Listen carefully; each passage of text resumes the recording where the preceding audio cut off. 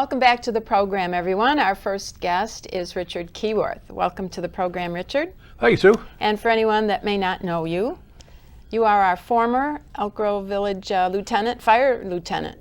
Yes, ma'am. But you're retired. I retired 11 years ago. That long ago, and one of the things you found to do in retirement is write stories about your history as a fire lieutenant in our village, correct?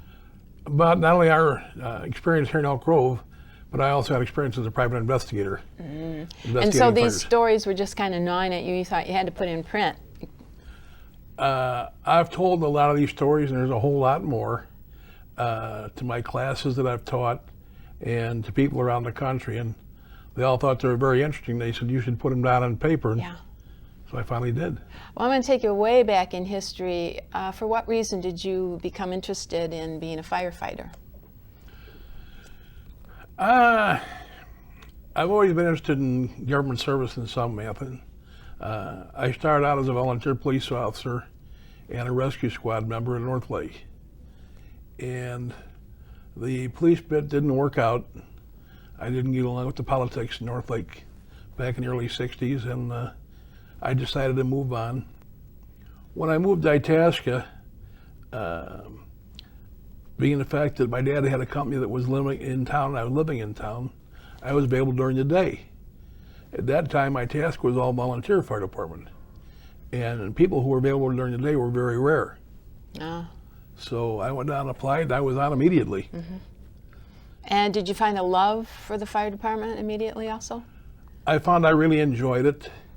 Then a friend of mine called, and he said, College of DuPage is starting a fire science program. You want to go to school and learn about fire science? I said, yeah, that sounds cool.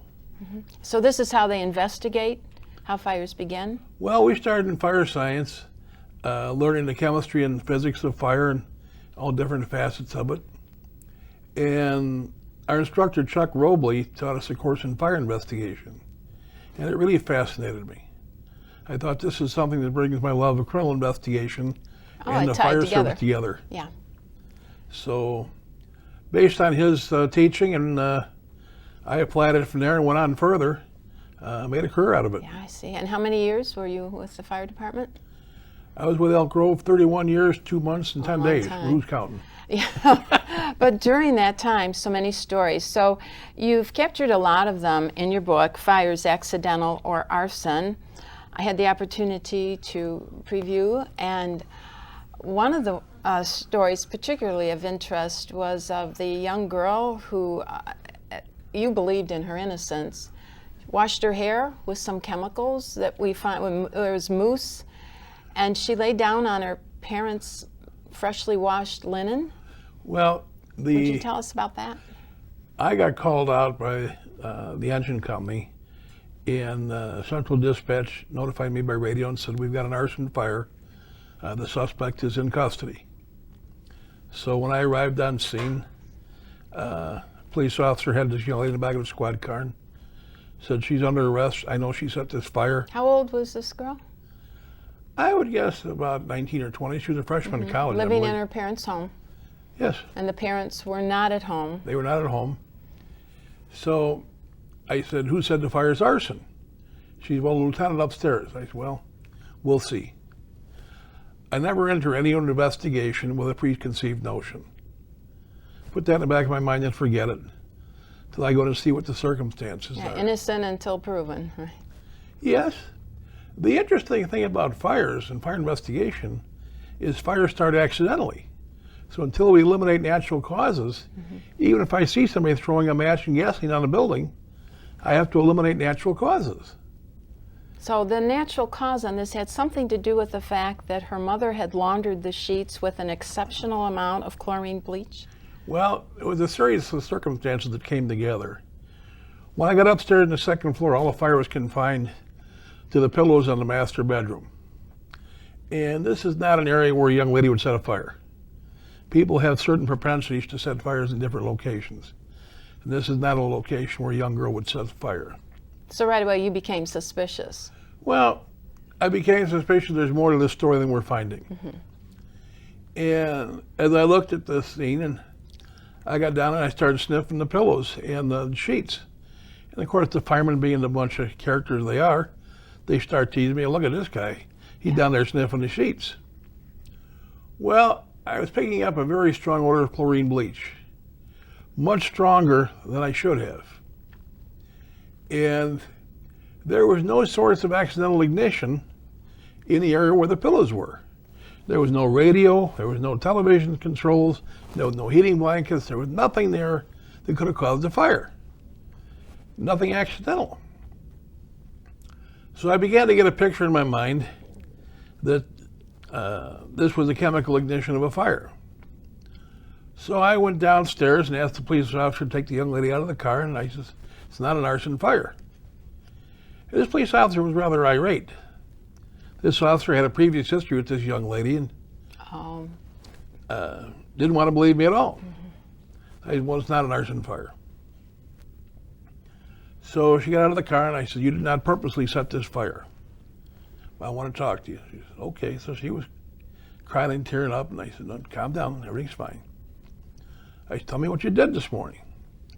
She said, well, I got up and took my mom to the train so I could use the car because I go to Harper College. And she says, I came back home. Did you take a shower? And she said, yes, I did. I said, did you wash your hair? And she said, yes, I did. Well, at this point, the police officer she says, that's none of your damn business. She says, you're getting way too personal here. 5 minutes before she wanted to hang her out to dry, now she's defending her. I said, no, please just listen. You're going to learn something today. And the sergeant came walking up. He says, just listen to what the man says. We're all going to learn something new today. So I said, when you washed your hair, what did you put on your hair? She said, perfume and mousse. I said, okay. You didn't dry your hair, did you? And she says, no. And the police officer looked at me, she says, what business is that of yours? I said, well, I'll tell you in a few minutes. So I said, then what did you do? She said, well, I was laying in my mom and dad's bed. I was watching the soaps and talking to my cousin on the phone. And she says, then it was time to go to school, so I got up and got dressed and left. And she says, I came back from school an hour and a half later and opened the front door. The house was full of smoke. She says, I grabbed the dog and ran next door. And she says, I haven't been back in the house since. So what had happened, Rich? The actual cause of the fire was a defective timer on a washing machine. When the mother had washed the sheets, the timer did not send the machine through its rinse cycle and just went immediately to spin dry. Well, the daughter was going to help her mom and put the sheets back on the bed, but they smelled real funky. So she says, I washed them again.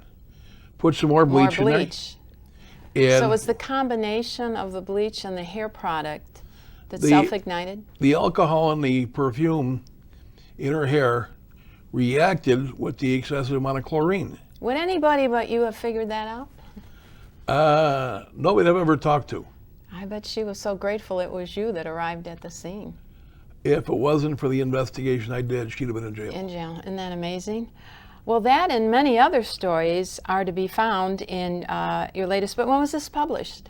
First of this year. Yeah, it's very interesting reading. I know you went on to talk about another family tragedy where the mother and father, in your opinion, had tried to set fire with their 2 young children in the house because you noted that when you investigated, it didn't look like 2 parents lived there, only the children, and they had already made plans to travel.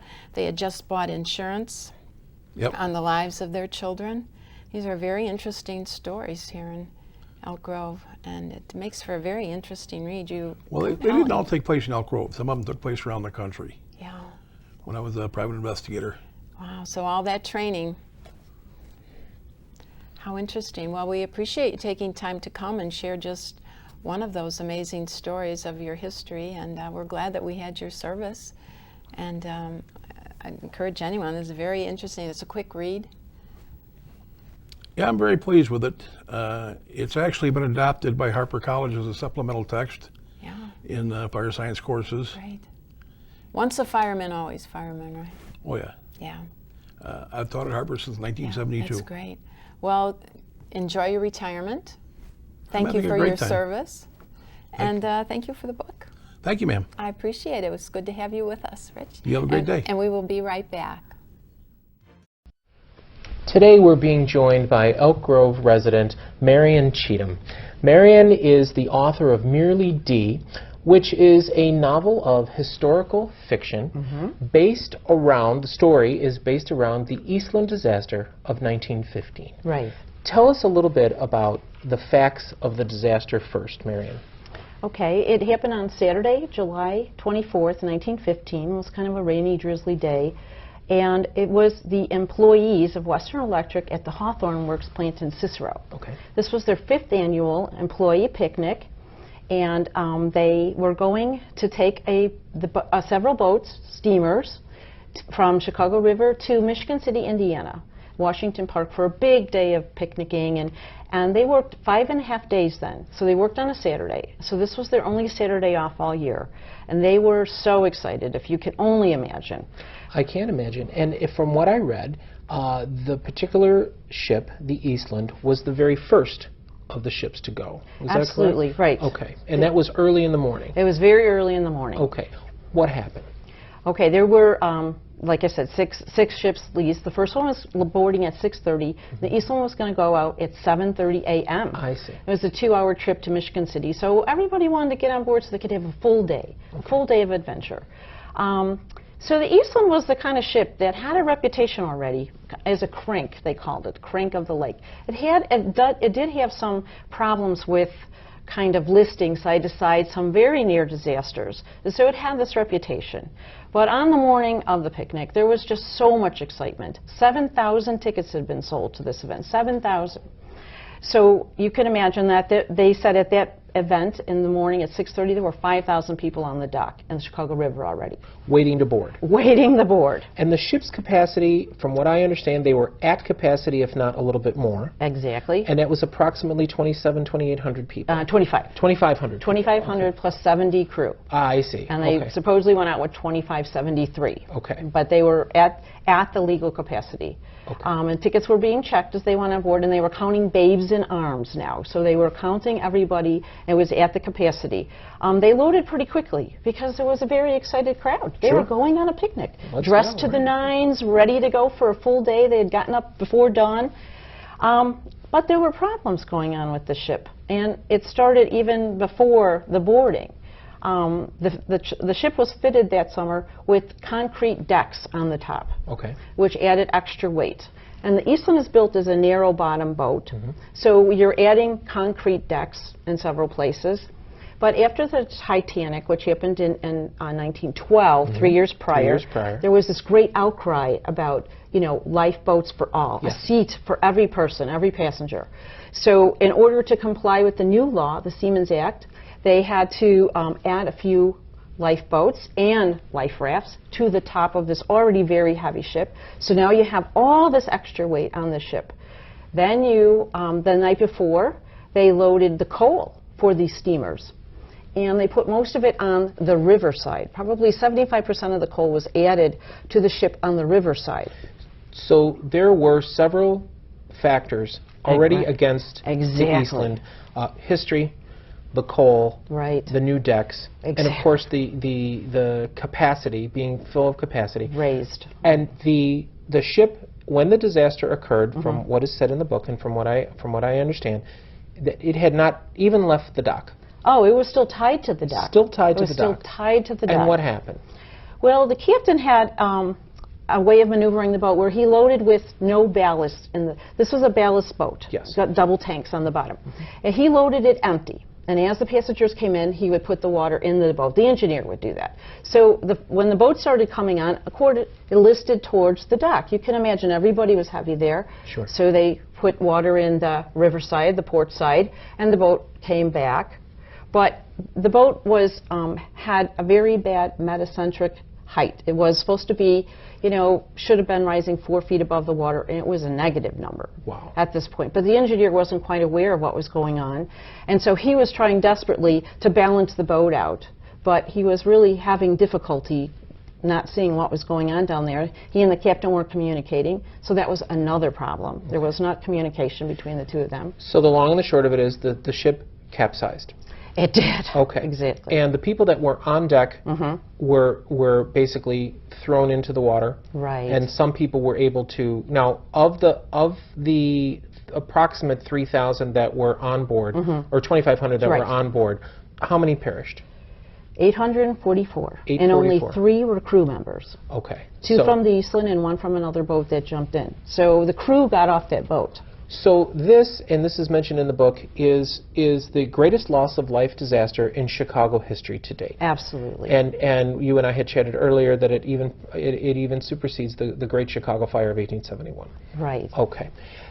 The story itself, it was, as I read the book, it was remarkable to me that it is not necessarily the climax of the book. It is the event. It's the main event. Right. However, the story is much more Absolutely. than this is what happened to the young lady. Tell us a little bit about the story itself. Well, as you say, it happens in the very beginning. Yes. And the rest of the story is how to deal with it. And how did everybody deal with it. And the story evolved for me as I was doing my research with like reading the Chicago Tribune from that day. It laid out exactly what happened, like hour by hour. And here, they did this at this time, and this at this time, this on this day, this. So the story just flowed for me as I started doing my research, and I realized what the events were, what everybody was dealing with, because it basically was pretty much the same for everyone. And Merely D is a very, very interesting title. And I think it certainly correlates with the main character. Tell me a little bit about what life was like for a 17-year-old girl in 1915. Well, she certainly would have been working. Okay. Only 5% of people graduated high school back then. That was a very startling statistic for me. People at 16, they left to work to help with their families. She would have been working full-time. She would have been working at Western Electric all day long, but it was like an 8-hour day, but Saturdays, 4 hours, so she would have had a 5.5-day week. And in addition to that, she would have had to do the daily grocery shopping and the cleaning, small ice box that didn't hold much food, so there was, bread had to be baked. Most people had chickens in their backyard. They didn't even realize that. And some people even had outhouses in Chicago. Not everybody had indoor plumbing yet. So there was just so much that they had to do. They had to get the coal, they had to clean the ice box, they had to, lots of things. I thought that the language utilized, because it's written in the first person, Right. and the language utilized is so remarkably different than how we speak today. Right. The culture was certainly different. Manners were different. I think that you so adeptly captured what it would be like to be a young lady during that particular time. I think it's a good story for all ages. Oh, thank you. I think that I think the readers will really, really enjoy just your attention to detail. I also really enjoyed that you mentioned a great number of Chicago landmarks and areas. So for Chicagoans, it's a real treat. And a particularly wonderful touch was that the character name, tell me a little bit about the female character names that you utilized in the book. Well, Dee comes from my great-grandmother's sister. My grandmother's sister's name, Delia. Okay. The story is based on a family story. Yes. My grandmother, Della, had a ticket to this picnic. Okay. And the night before the picnic, my great-grandmother had a premonition Okay. of the event and had something dangerous was going to happen. And she begged my grandmother not to go. And my grandmother was an adult, and she could have certainly said, "Mom, I can handle go. this." Let me go. But I guess the premonition was scary enough, and she decided to stay home, which is a good thing. But I utilized my family names. They were from Quebec. They didn't even speak English. They spoke French. They spoke French, and you used that liberally for So the book. Yes. Pajot, the name, is from my great-grandmother. That's her maiden name. And Delia was my grandmother's sister's name. I like that better than Della. So it's historical fiction based in family family lore. if you will. Absolutely, right. And you're here because she decided to obey her mother in real life. Right, But thanks, Grandma. what makes interesting reading is that this young lady was a bit of a rebellious one. Right. But you did make her a survivor. Right. And that was a wonderful touch. I want to thank you so much for joining us today. Well, thank and you. and to let our viewers know that there will be information as to how you can certainly buy the book. You mentioned that you're recently your book is available where now? Now it'll be in the stores at Barnes & Noble, and it's on, Wonderful. thank you. Good, I just good. found that out. And You it's just on- found that out. I just That's found new. that out. Okay, good. And it's on Amazon.com and BarnesandNoble.com. Oh, that's wonderful. Thank I really, really enjoyed the book. It is Merely D by Marion Cheatham. and we definitely encourage you to definitely have some good reading with this book. And thank you so much for being here. It was a real pleasure. Thank you very much. Thank you for having me. Welcome back to our program, everyone. I'm very excited to introduce my next guest is Miss Lori London, correct? Yes. And Lori and I were talking a little bit before taping. I know very little about you, but the little I know seems so exciting and fun. And I actually feel there's another guest present here, Yes. kind of hanging over my shoulder Yes, at the he's moment. But let's watching. begin with the basics, Lori. First of all, you are a resident of Elk Grove Village. Yes, I A am, lifelong Sue. resident? Have you lived here all your No, life? I was born and raised in Chicago, and then moved to Elk Grove, many years ago. And I've lived in several different states, and came back here probably about 10 years ago. The mayor would always be interested what brings a person back, because he Oh. said many people leave and always return. Isn't that the truth, Yeah, though, in life? yeah, I I just love feel, Elk Grove. yeah. No, Elk Grove's a great town. Yeah, and it's not too big, which is nice. I like that, so, yeah. And what is the thing that drives you this time of your goodness. life? I mean, you've probably had many experiences, as all of us do, Yes. that shapes our life. Right. But you were saying that you did work for an airline, and that's what part of your life was involved in doing. What was so impressionable about your years working with the public with the airlines? Well, I've always loved people. You know, I'm a talker. I think we've already figured that Hey. out, you and I, before we started the program. If you work on a talk show, you like to talk, yeah. Right.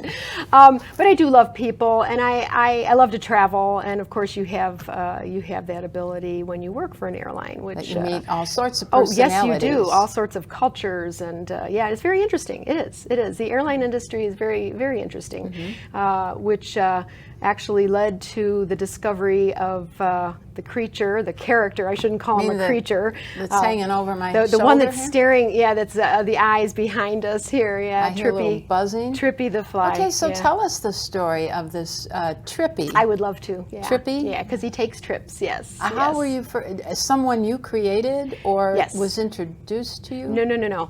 I think everything is a gift, and I believe I was gifted this little character one day when I was working at the airline, and I was the person that would board the people on the airplane. And I remember distinctly the flight was going to Calgary, Canada. And so I'm on the bridge, you know, right before you walk onto the airplane, right? And this little fly is like hanging out with me, and he's not being, you know, he's not buzzing me or anything. He's very mellow.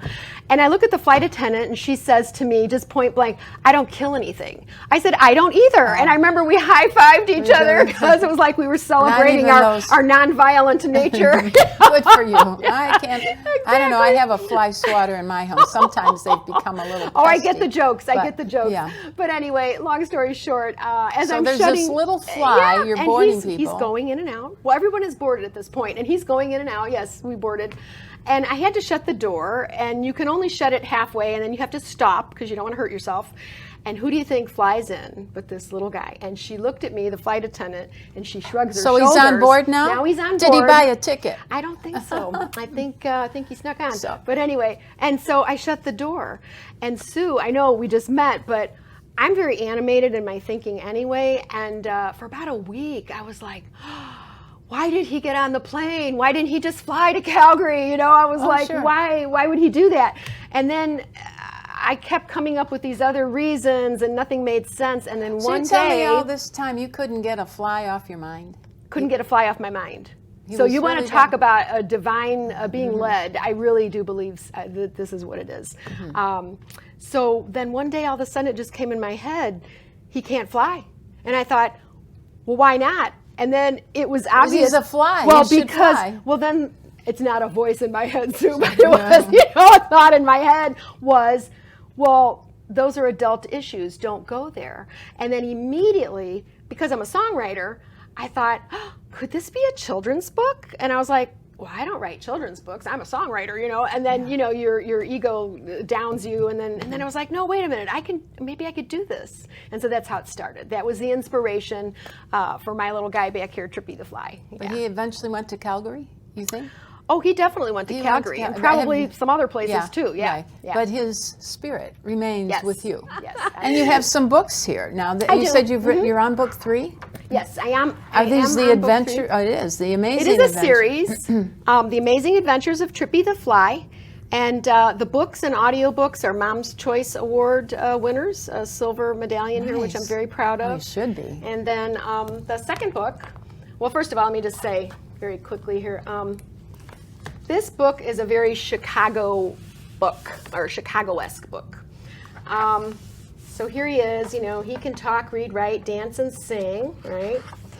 You know, Do there he everything is. except But here what he's going down. The trajectory is not good, okay? But what I love about this little character, you see how he's a little sad, sad right there. there. But he shakes it off. He goes to the library, a lot of the iconic buildings, Navy Pier. And of course, this is the Chicago Cultural Center, which, as we know, is no longer a library, but you know, it's a kid's book. So, so he's there. A lot of frolicking going on. But the great part is he meets the great book, and the great book is the inspiration for him to hop that 747 to go to all these places.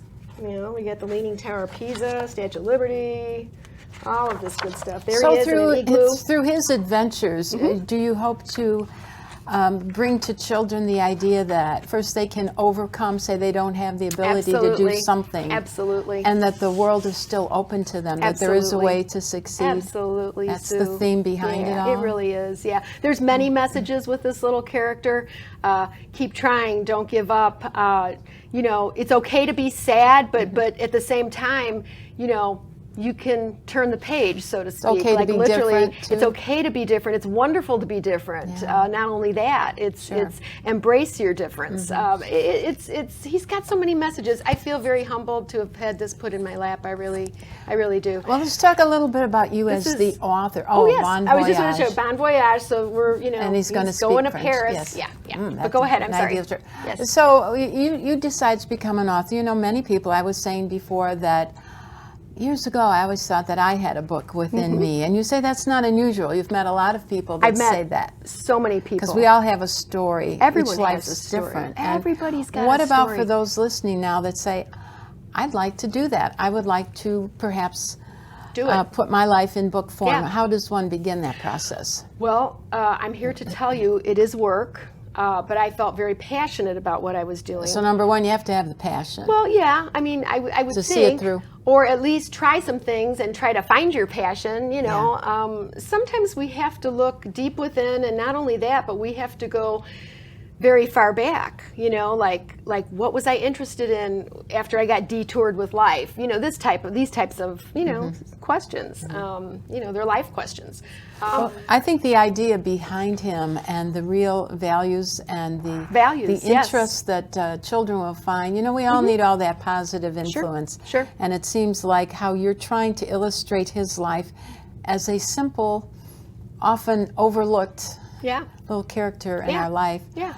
You know, all life has meaning. You Yes. certainly brought meaning through him. Yeah, thank And you. the inspiration that you have, and we wish you all the best Oh, of thank you, success Sue. I as appreciate you that. Thank you, go thank you. forward with the life for you and little Chippy Yes, here. yes, and- things are and the many changing, and adventures. I'm open to it, and he's just a can-do little fellow. He's plucky. That's what I would say. Do Well, we have it's time? wonderful to know that you are one of us here in Elk Grove. Yes, and yes, that Elk Grove is a You're wonderful definitely place. going places. Thank so the you. best of wishes as Thank you. go ahead with your big dreams here, and Thank may it all be you. big success Aw, for thank you. you. Namaste. Very- Thank oh, you. namaste. Yes.